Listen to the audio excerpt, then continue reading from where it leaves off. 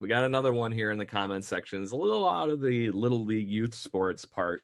And yes, if you're on Instagram, TikTok, whatever you might be listening on, we can hear you. So on that, Mike B has got one here. Obviously, we've seen some great Blue Jays, back to our hitting talk here, implement the leg kick. He kind of comes to mind as, why don't more players do it? I think this is in that mantra, what you were talking about, what fits you. Obviously, those two players, that leg kick got the load for them perfectly, and it got the timing set, and it just rocked them for the rest of their career for it. So, but what do you think as far as those kind of things, Mark?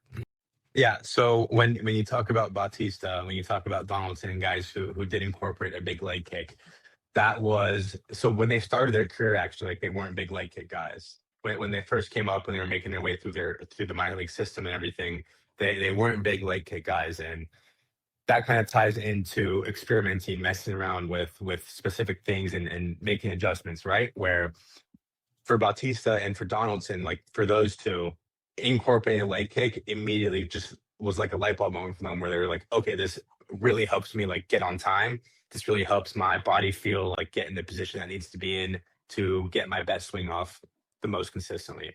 Whereas other guys, the big leg kick doesn't work because it can be a little bit more too much like moving parts for them. Where like Vladdy, for example, he has the super small, like much more compact and simplified toe tap.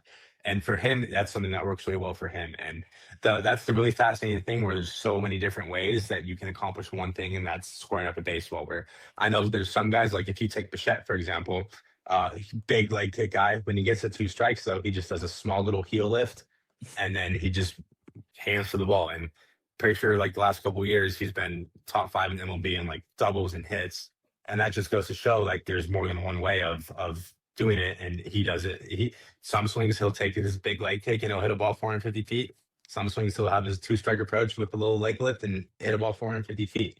So at the end of the day, it's what works most comfortably for you.